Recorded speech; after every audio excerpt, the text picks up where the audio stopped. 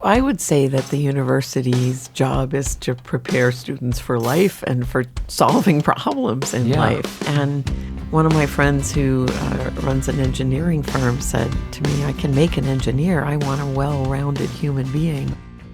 This is A New Angle, and I'm your host, Justin Angle, marketing professor at the University of Montana. This podcast is my chance to speak with cool people doing awesome things in and around the great state of Montana. We are proudly underwritten by First Security Bank and Blackfoot Communications. Hey folks, welcome back and thanks for tuning in this week. This is installment number 4 in the Sea Change series. I'm joined today by Susan Hay-Patrick, the CEO of United Way of Missoula County. Susan is a renowned leader in Western Montana, and she has a lot to say about many of the challenges facing our region, especially when it comes to the pillars of her organization: education, income, and health. Our conversation covers a lot of ground, but there are 3 areas in particular that stand out. First, we talk about how homelessness affects men and women differently, and Susan offers some important truths about what's called hidden homelessness. Second, we discuss the nonprofit sector and why it tends to disproportionately employ women, for better and worse. And third, I also learned a ton from Susan's perspective on nonprofit governance and board composition. It was great to spend some time with Susan learning more about her and her important work.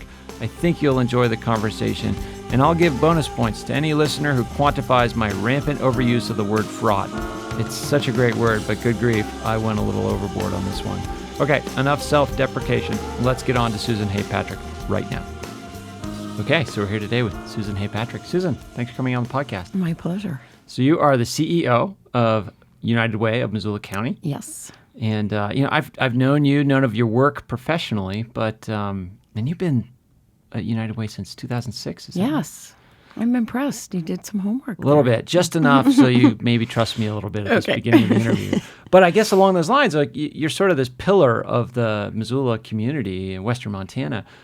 But I don't really know kind of your backstory. We talked a little bit. You're from Connecticut, and how did Missoula end up on your life plan? Well, there was a guy involved. Okay.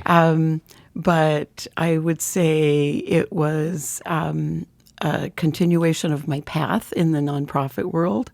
I graduated from college in the late 70s as an English major with a journalism concentration. Okay. And where was that? In Castleton University in Castleton, Vermont. Okay. And then Castleton State College, but now we're putting on airs and we're Castleton University. That's right. I don't know quite what the threshold is. I meant to Google that and find out. And I was a newspaper reporter in Connecticut for the Waterbury Republican for a few years. And then decided that, I would be a much better newspaper reporter today in my 60s than I was in my 20s. I would go home at night feeling bad that I had been too tough on someone or bad that I'd been not tough enough. And I joke that back then I really cared whether people liked me. And as you get older, you care less about that and more about doing the right thing. And so to make a long story even longer, as is my custom, I got a job writing corporate communications for a Fortune 500 company in Manhattan. Okay. And that was... it's a big change from it was little a Vermont. Huge change, and I got so much grief from my fellow newspaper reporters for jumping ship and, going corporate. But really, I had always had what I jokingly call a save the world complex. Mm-hmm. I really always felt like making the world better was something that I wanted to be part of. And I had gone to an all-girls school for prep school, and there was a strong ethos there of to whom much is given, much is expected, and community service was emphasized almost as much as academics. And I think being from a very tiny village in northwestern Connecticut, you always reached out to your neighbors. And so it was just part of my DNA, and I started working at the national level in nonprofits, Feeding America, the National Food Bank Network. So at this point, you've left Manhattan. Yes, It was a short I have lived all over the country. Yeah, my background is kind of like a fugitive from justice. I moved to Arizona, where Feeding America was started. Okay. Then relocated with them to Chicago to Sure. be closer to the center of the nation's food industry. Mm-hmm. Was then recruited to Washington, D.C. to be a fundraiser, lobbyist, activist on hunger and poverty issues. Food stamps, basically protecting, defending federal food assistance programs. Sure. Because one thing I learned early on at Second Harvest and then Feeding America was we're not going to food bank our way to the end of hunger. Yeah. And then was recruited to California to be the grants director and then CEO of a national foundation focused on hunger prevention and relief. Came here in '99 in conjunction with the Poverello Center's 25th anniversary to give a speech at their at a conference they were sponsoring. Met the aforementioned fella. Oh, okay. Here's the link. Had a 2-year long-distance relationship, moved here. And ultimately, we did not stay together. But as a matter of fact, when I leave here, we are having lunch. We are still very close. Yeah, brought you here. Maybe helped keep you here. And he's the backstory, now engaged to somebody I introduced him to. So all's well that ends well. Very good. This is a great story. And the story since. I mean, you've been doing incredible work with the United Way and, kind of the 3 pillars of the United Way: education, income, and health. Right. Right. And so this conversation, we're going to talk about your work and the work of the organization. But this episode is also situated in this series about Sea Change, which is a women's elevation, empowerment, awareness, a lot of different verbs. Those aren't verbs. It's okay. You can make them into verbs. Right. The English major in me will not correct you. You should. But anyway, a lot of good things, not just for women, but for our whole society. Right. Because what's good for women is good for our whole society. Generally. Yeah. Although you're reminding me of some pithy bumper sticker my dad gave my mom once. Like, if mama ain't happy, nobody is happy. Right. So you wonder, is there some...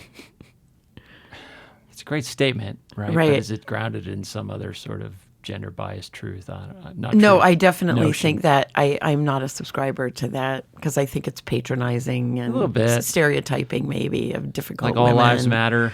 And right, but women hold up half the sky, as they say in the African proverb, and I find generally that women's issues are all of our issues. Generally. Yeah. So let's talk about the work of the United Way, but kind of through this lens of differential outcomes across genders. I mean, so, the plan to end homelessness, for example, how does homelessness affect men and women differently? Or Great question. What sort of patterns do you see in your work? Great question. So United Way, I was very privileged to be the co-chair of the plan when it was under development, and it was housed at United Way for its first 5 years. This was before there was a city office of housing and community development. When that came to fruition and they hired staff, we transferred the plan to the city where it now resides. It really belongs where it can attract the most resources, and the public sector is by far the biggest supporter of housing and homeless services. So sure, but at the same time, probably wouldn't happen without United Way. There was no place for it to go. Yes, true. And we are that community convener, collaborator, champion. And we are the plan's principal private sector champion, raising private sector funds to supplement what the public sector provides. And we can be much more nimble in using those funds. And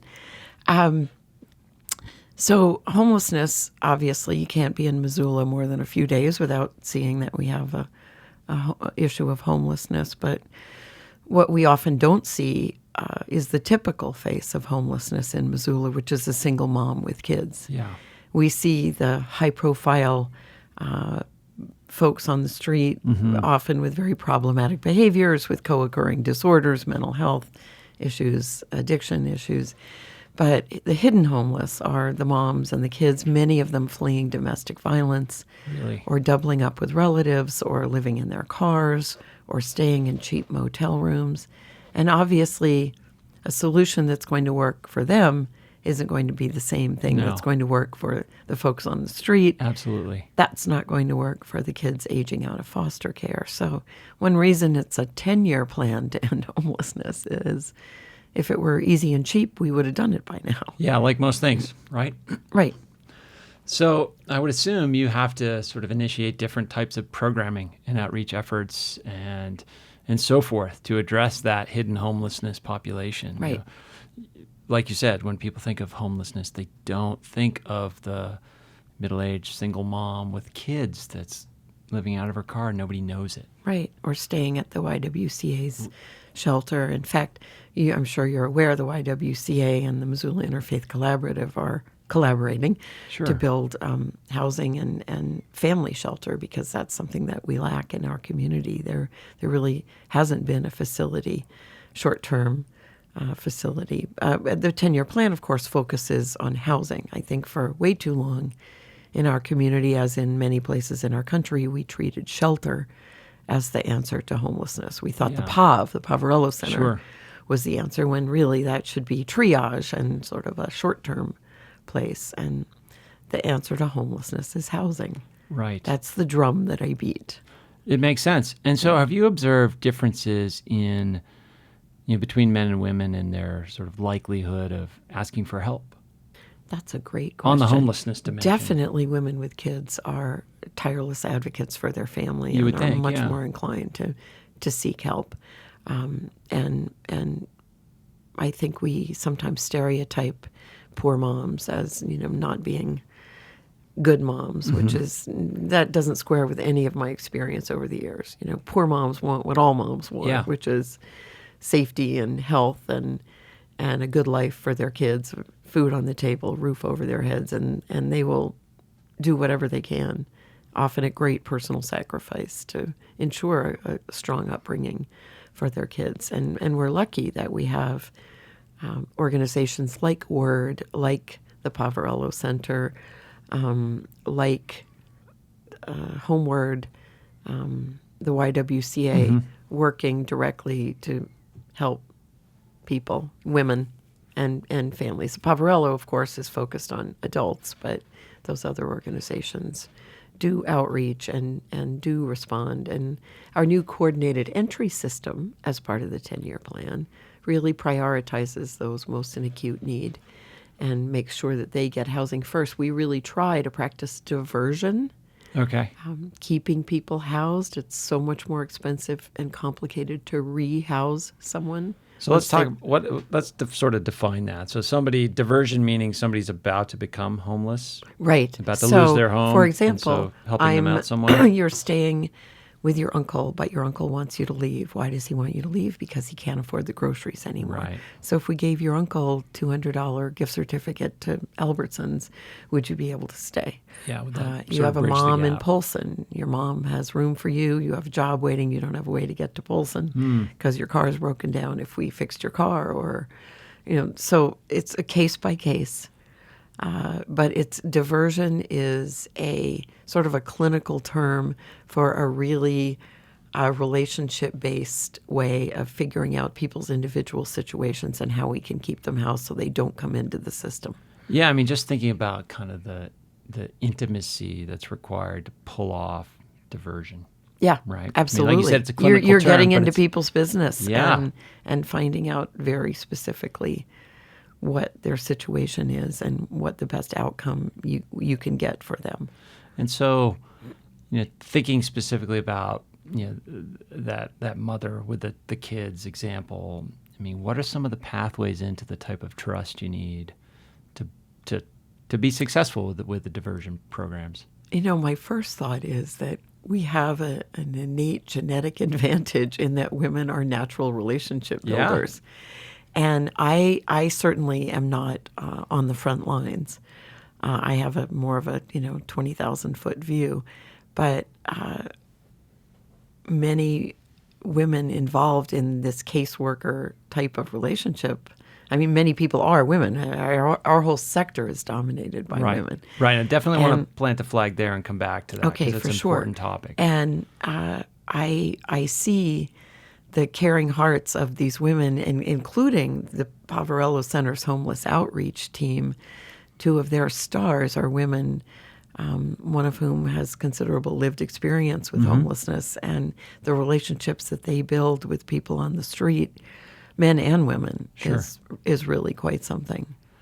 So yeah, the relationship piece sounds critical.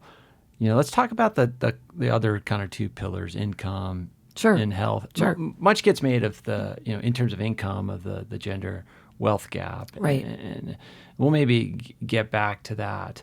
But in terms of health, working on health outcomes, particularly at early childhood, does gender play a role in some of your observations of that dimension? I would say, again, that women are more inclined to seek help, to always have their eye on the horizon of what they can do to keep their kids safe and healthy and active. But what about their own health? Is it coming maybe at their own health, at their expense of their own health? Probably. I mean, I don't have data to support that, of course. But it would seem right. I yes, and the stress that single parenthood can pose, and the economic hardship that you're facing, and you're trying to hold down at least one job, and also raise a family, sometimes with little or no support from the father, right, or from anybody. We try to. I practice sort of targeted universalism. The programs that United Way supports are for everybody, but we really like to serve those most vulnerable.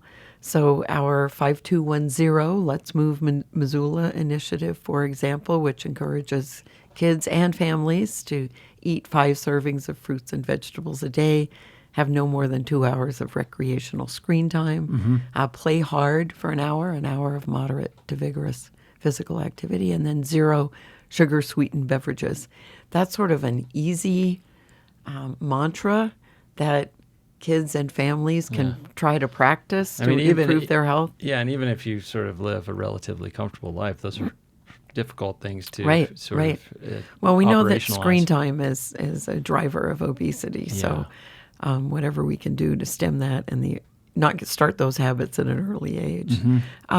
Eating healthily is more of a challenge, I think. The way food is marketed and priced in our society. And accessed as well. And access. Food deserts and the like. So we're very fortunate that we have programs like Missoula Food Bank, which really puts a premium on nutritious food and on feeding families. And they have this wonderful new program that empowers women called Lived Experience something leadership, Voices of Leadership. You got everything but the V there. Right, I think it's Voices. Voices. Okay, you said Voices. To really help low-income women find their voice and amplify it as we work together to solve the societal issues that hunger is a symptom of.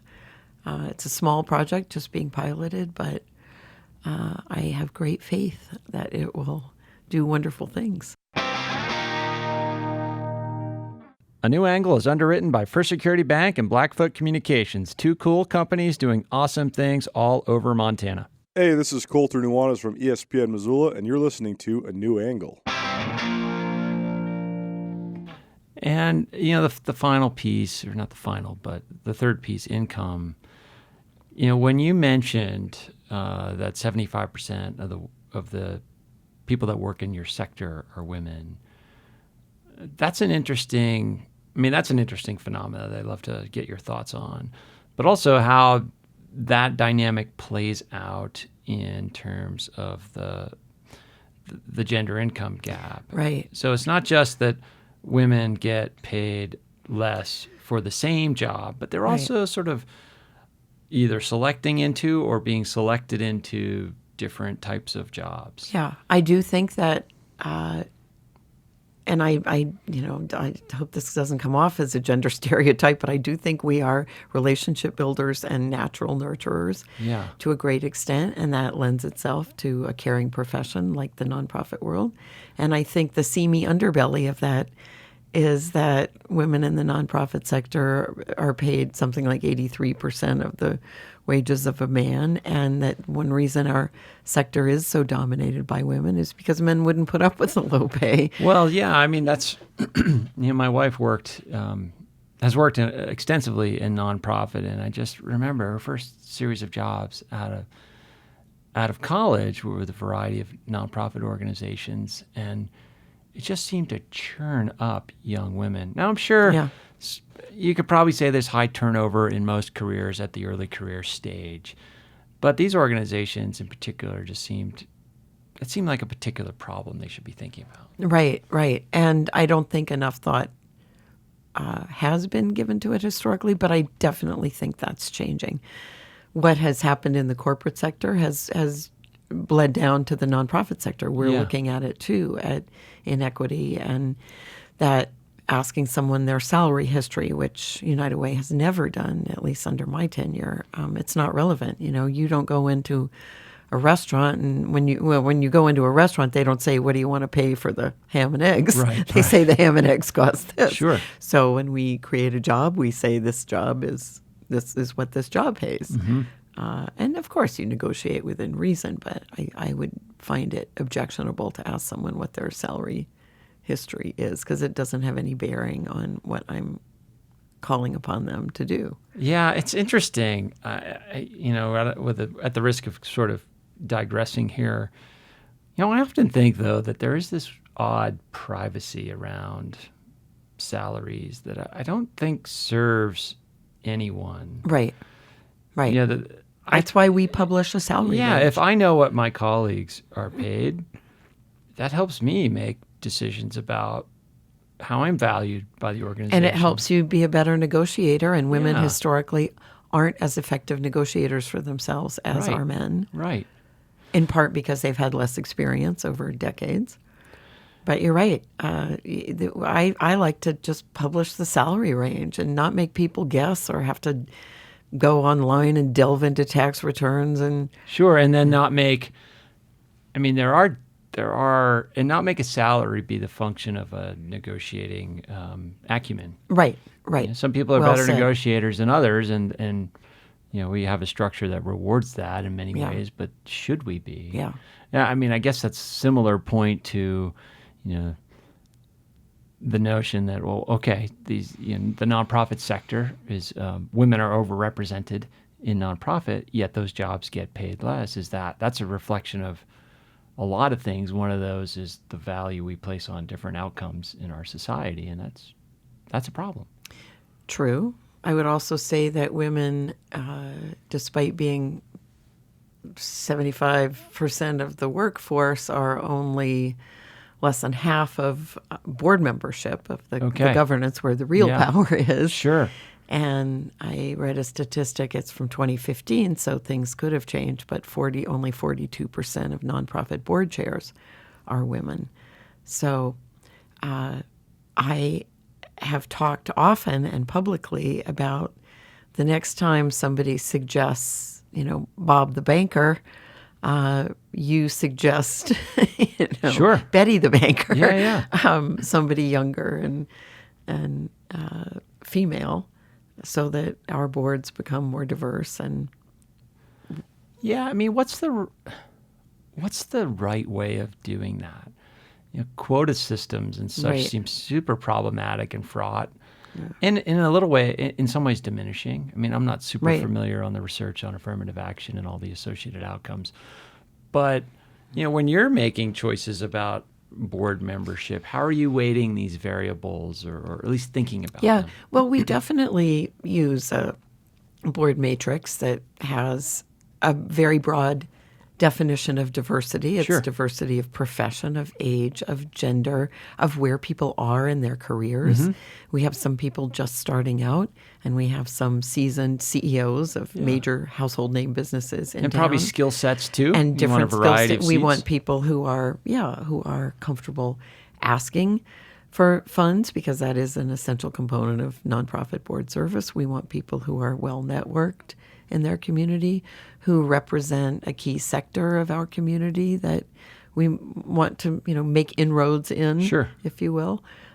So it's an art and a science. Yeah. And I have no perfect wisdom, but I think I know what a good board looks like and what one that would concern me, a heavily male-dominated or even a heavily female-dominated. Yeah. I mean, it gets tricky, right? Because, you know what a good board is when you see it, but that's hard to codify. And it's hard to, it relies on your skill in understanding what a good board is, right? So how do you... Well, I think it relies on creating a culture of that values diversity in the broadest sense of the word. Yeah. And so that we're always looking at people through the lens of what would their contributions be to our organization, and really expanding our view of what those contributions are. So it doesn't have to be somebody with the ability to write a huge check. Sure. But it can be somebody with expertise. We have a new 0 to 5 early childhood initiative. So somebody with expertise in that, somebody who is a young professional who moves in a variety of circles. And all nonprofits are faced with the challenge of losing donors faster than we're gaining them as the baby boomers retire and die. So how can we build relationships in that sector? And I guess, too, it's not just knowing a good board when you see it. It's then linking the characteristics of that board to outcomes. Absolutely. And if diversity is a virtue that leads to better performance of an organization, like, we should observe that and be able to champion that and to make that tie explicit. Right. And when I see a board that is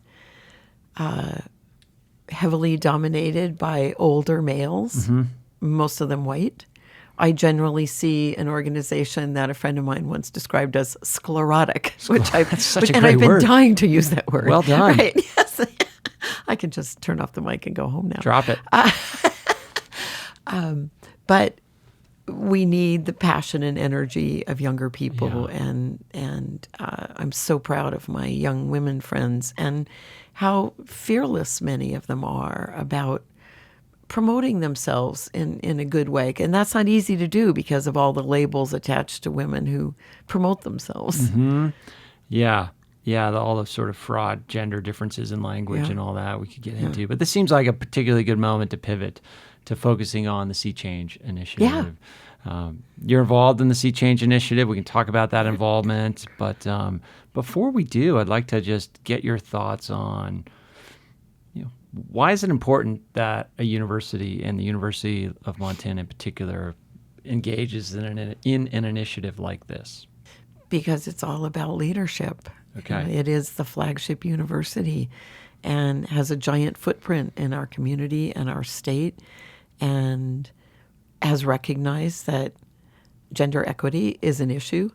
And I think I applaud efforts to take that collective impact approach to addressing it sustainably, effectively. By sustainably, I mean, over a long issues, an effort that will sustain over a long period of time. And I think there's already a lot being done on campus, but as we see at United Way, when we start to work on an issue, people tend to be siloed. Yep.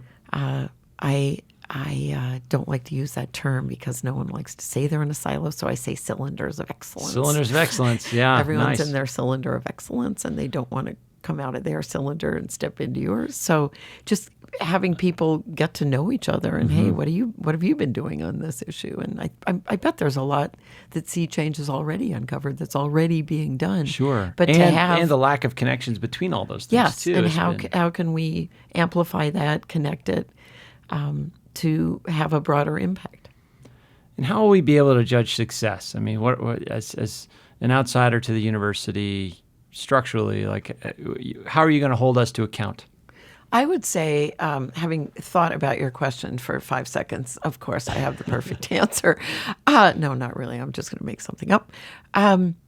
If gender inequity in salaries is no longer an issue, then I would say that it would be a success.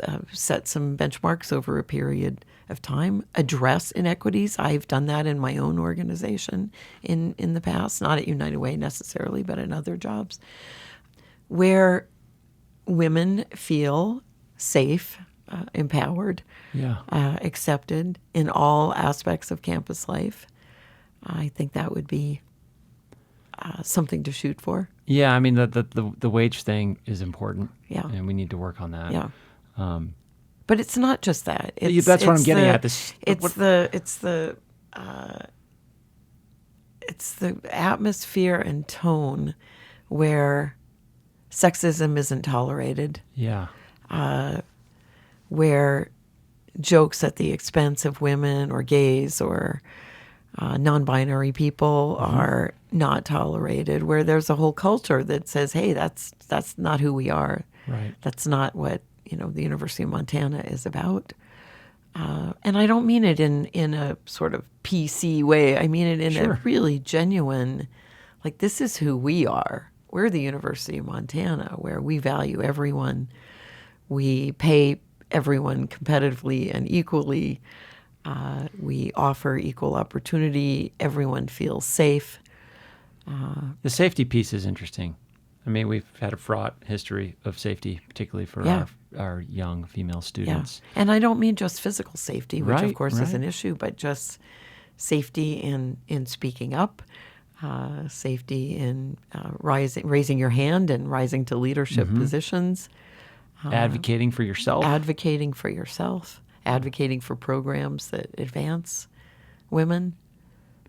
As you can tell, I have no perfect answers, just a lot of opinions. Well, I mean, I don't think there necessarily is a perfect answer. And to me, that's one of the things I kind of respect and admire the most about this initiative is it's kind of, we want to promote good things that are happening, but we also want to do an honest assessment of where we're at and where we need to do better and try to have a dialogue about things we can do to get better. Right. And I think that is just a great recognition that we as a university can do better. And I love that I'm talking about the university as we, even though I have really no connection to the university other than considering them a partner and being a financial supporter. But I really have seen how the university has reached across the river in the last couple of years to take seriously its role as a huge partner with a huge footprint on everything that happens in Missoula. And that's so exciting for our town. Yeah. What are some of the things you've observed in terms of those reaches across the river? What does that look like from your vantage point? I used to go to meetings where nobody from the university was at the table. Okay. And now people at the university are at every table. Our Project Tomorrow Montana Suicide Prevention Initiative, Mike Frost at Curry Health Center, has been an amazing partner. Our 5210 childhood obesity prevention, we've had folks from the university involved in that. Invest Health, which is not necessarily a United Way program, but Missoula is one of 50 Invest Health cities selected by Robert Wood Johnson Foundation and the Reinvestment Fund to advance health equity and make sure that no matter where you live or how much money you make, you have the same opportunities for a healthy life as everyone else.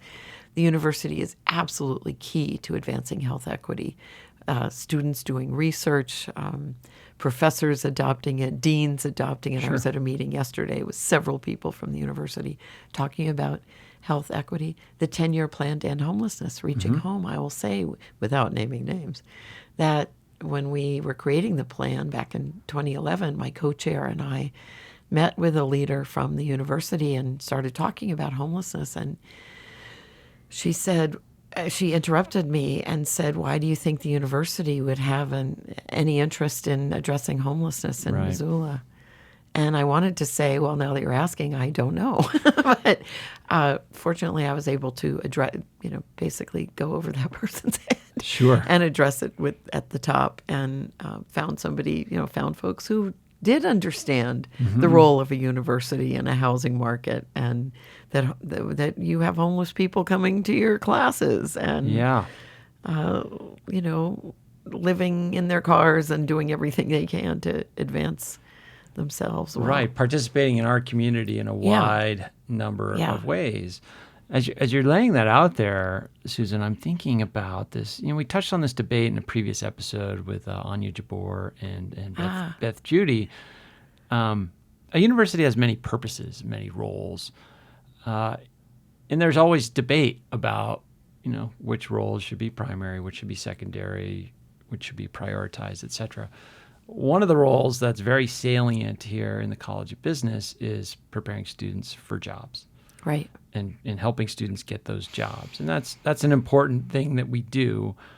But Anya was talking about the history of universities being designed to solve society's problems.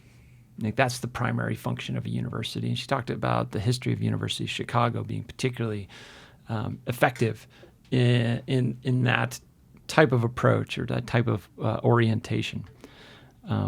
What you're describing sounds in line with that. Yeah, I would say that the university's job is to prepare students for life and for solving problems in life. And one of my friends who runs an engineering firm said to me, I can make an engineer. I want a well-rounded human being. Okay. And I subscribe to that theory. I think the jobs will come.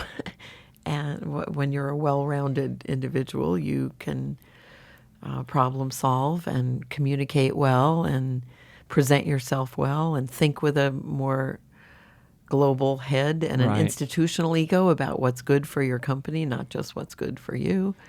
Yeah, and I think those two... Be a problem solver. Yeah, and I think those two... I mean, the way I framed that, I wasn't trying to sort of suggest that it's an either or. My position, I think the position of a lot of folks here is that it's both, really. Yes. But it's a matter of perspective and pushing our students and our faculty and our staff to kind of think more broadly about the work we do here and how we should judge its success. Yes. And I think that's a challenge with a traditional student of their generation. They've probably, many of them have seen their parents work for decades at the same company, and then the company goes belly up and the pension's lost and there's no loyalty. Right. And cut. I just heard in Seattle, the Amazon store where you can go in and you don't pay. You just go to this. There's a grocery store being piloted. It's all an app on your phone. And they just you scan just walk your pocket? out. So they'll be like, there go all those jobs. Right, I mean, right. It's a tough time to be coming up. So I think it calls for creative, well-rounded problem solvers.